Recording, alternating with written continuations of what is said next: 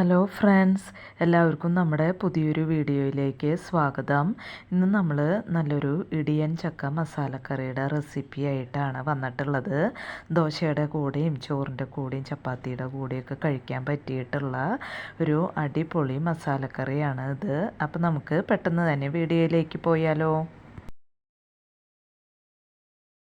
അതിനായിട്ട് ഞാനിവിടെ ഒരു ചെറിയ ഇടിയൻ ചക്ക എടുത്തിട്ടുണ്ട്. അപ്പോൾ വല്ലാണ്ട് മൂത്ത് പോയിട്ടുള്ള ചക്കയല്ല, അതുപോലെ തന്നെ നല്ല തീരെ കൊത്തിയും ചക്കയല്ല എടുക്കേണ്ടത്. ഒരു ഇടത്തരം പോന്ന ഇടിയൻ ചക്കയാണ് ഇതിനെടുക്കേണ്ടത്. ഇനി നമുക്ക് ഇതിൻ്റെ തോലൊക്കെ കളഞ്ഞിട്ട് ചെറിയ കഷ്ണങ്ങളാക്കി എടുക്കാം.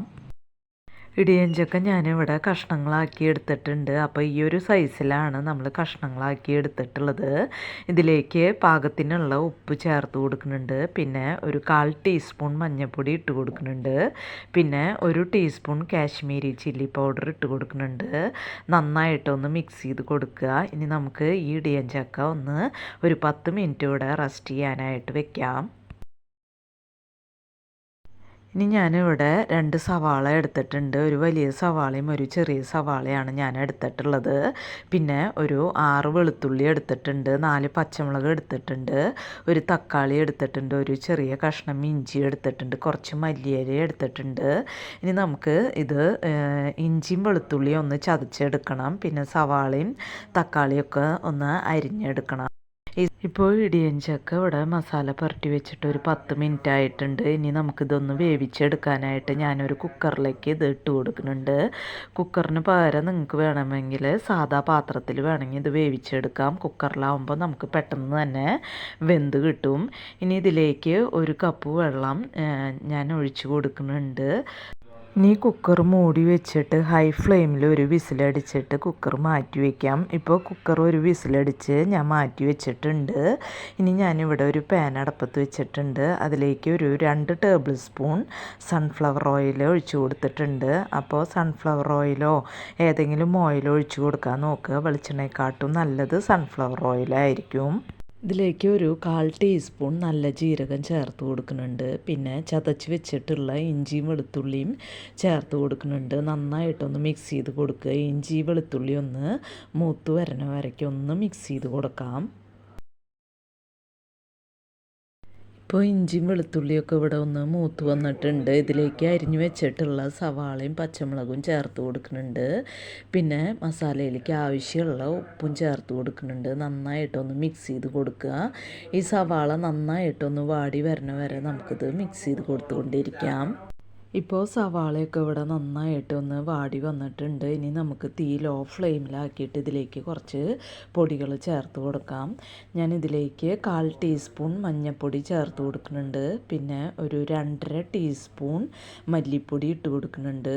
1 ടീസ്പൂൺ കാശ്മീരി ചില്ലി പൗഡർ, ഒരു 1/4 ടീസ്പൂൺ കുരുമുളക് പൊടി, 1/2 ടീസ്പൂൺ ഗരം മസാല പൗഡർ ഇട്ട് കൊടുത്തിട്ടുണ്ട്. നന്നായിട്ടൊന്ന് മിക്സ് ചെയ്ത് കൊടുക്കുക. ഈ പൊടികളുടെ പച്ചമണം മാറണ വരയ്ക്ക് നന്നായിട്ടൊന്ന് മിക്സ് ചെയ്ത് കൊടുക്കാം. അപ്പോൾ എരിവിന് വേണ്ടിയിട്ട് കുരുമുളകും പച്ചമുളകുമാണ് നമ്മൾ ഇതിലേക്ക് ചേർത്ത് കൊടുത്തിട്ടുള്ളത്. കാശ്മീരി ചില്ലി പൗഡർ നല്ലൊരു കളറിന് വേണ്ടിയിട്ടാണ് ചേർത്ത് കൊടുത്തിട്ടുള്ളത് കേട്ടോ. ഇപ്പോൾ പൊടികളുടെ പച്ചമണമൊക്കെ മാറി വന്നിട്ടുണ്ട്. ഇനി നമുക്കിതിലേക്ക് കട്ട് ചെയ്ത് വെച്ചിട്ടുള്ള തക്കാളി ചേർത്ത് കൊടുക്കുന്നുണ്ട്. നന്നായിട്ടൊന്ന് മിക്സ് ചെയ്ത് കൊടുക്കുക. ഈ തക്കാളി ഒന്ന് വെന്ത് വരണ വരയ്ക്ക് നമുക്കിത് മൂടി വെച്ചൊന്ന് വേവിച്ചെടുക്കാം. ഈ സമയത്ത് കുക്കറിൻ്റെ സ്റ്റീമൊക്കെ പോയിട്ടുണ്ട്. ചക്ക ഇവിടെ നന്നായിട്ട് വെന്ത് വന്നിട്ടുണ്ട്. ഇനി നമുക്ക് ചക്ക ഇതിൽ നിന്ന് നമുക്കൊരു സ്ട്രെയിനറിലേക്ക് മാറ്റി വയ്ക്കാം. അപ്പോൾ ചക്കയുടെ വെള്ളം കളയാൻ പാടില്ല കേട്ടോ. ചക്കയുടെ വെള്ളം വേറെയും ചക്ക വേറെയായിട്ട് മാറ്റി വെച്ചിട്ടുണ്ട്. ഇപ്പോൾ തക്കാളിയൊക്കെ ഇവിടെ വെന്ത് വന്നിട്ടുണ്ട്. ഇനി ഞാൻ ഈ മസാലയിൽ നിന്ന് ഒരു 1/4 ഭാഗം ഞാൻ മാറ്റി വെച്ച് കൊടുക്കുന്നുണ്ട്. അതിന് ശേഷം ഇതിലേക്ക് നമ്മൾ കുറച്ച് വെള്ളം ഒഴിച്ചു കൊടുക്കുന്നുണ്ട്. സാദാ വെള്ളം ഒഴിച്ചു കൊടുക്കുന്നുണ്ട്. പിന്നെ നമ്മൾ ചക്ക വേവിച്ചിട്ടുള്ള വെള്ളവും ചേർത്ത് കൊടുക്കുന്നുണ്ട്. അപ്പോൾ നമ്മുടെ മസാലയ്ക്ക് ആവശ്യമുള്ള ഗ്രേവി നമുക്ക് വെള്ളം ഒഴിച്ചു കൊടുക്കേണ്ടതാണ്. അപ്പോൾ ഇത് ഇനി ഗ്രേവി നന്നായിട്ടൊന്ന് തിളച്ച് വരട്ടെ. അതുവരെ മീഡിയം ഫ്ലെയിമിലിട്ടിട്ട് നമുക്ക് ഇതൊന്ന് തിളപ്പിച്ചെടുക്കാം. ഇപ്പോൾ ഗ്രേവി ഇവിടെ നന്നായിട്ട് തിളച്ച് വന്നിട്ടുണ്ട്. നമ്മൾ ഊറ്റി വെച്ചിട്ടുള്ള ഇടിയൻ ചക്ക ഇതിലേക്ക് ചേർത്ത് കൊടുക്കുന്നുണ്ട്. നന്നായിട്ടൊന്ന് മിക്സ് ചെയ്ത് കൊടുക്കുക. ഈ സമയത്ത് ഇതിൻ്റെ ടേസ്റ്റ് നോക്കിയിട്ട് ഇതിലേക്ക് ഉപ്പൊക്കെ വേണമെന്നുണ്ടെങ്കിൽ ചേർത്ത് കൊടുക്കാവുന്നതാണ്. ഇനി ഞാനിവിടെ ഒരു മിക്സിയുടെ ജാർ എടുത്തിട്ടുണ്ട്. അതിലേക്ക് ഒരു 15 ബദാം കുതിർത്തിയത് ഇട്ട് കൊടുക്കുന്നുണ്ട്. നിങ്ങൾക്ക് അണ്ടിപ്പരിപ്പ് ഉണ്ടെങ്കിൽ അത് ചേർക്കുകയായിരിക്കും നല്ലത് കേട്ടോ. എൻ്റെ കയ്യിൽ അണ്ടിപ്പരിപ്പ് ഇല്ലാത്ത കാരണമാണ് ഞാൻ ബദാം ചേർത്ത് കൊടുത്തിട്ടുള്ളത്.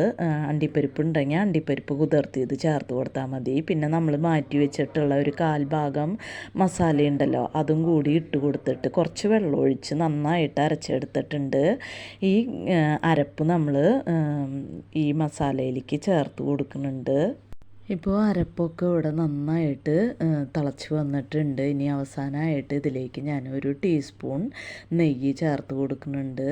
അപ്പോൾ നെയ്യ് താല്പര്യം ഇല്ലെങ്കിൽ നിങ്ങൾ ചേർത്ത് കൊടുക്കേണ്ട ആവശ്യമില്ല. നെയ്യ് ചേർക്കുമ്പോൾ ഒരു പ്രത്യേക ടേസ്റ്റാണ് ഈ മസാലക്കറിക്ക് ഉണ്ടാവുക.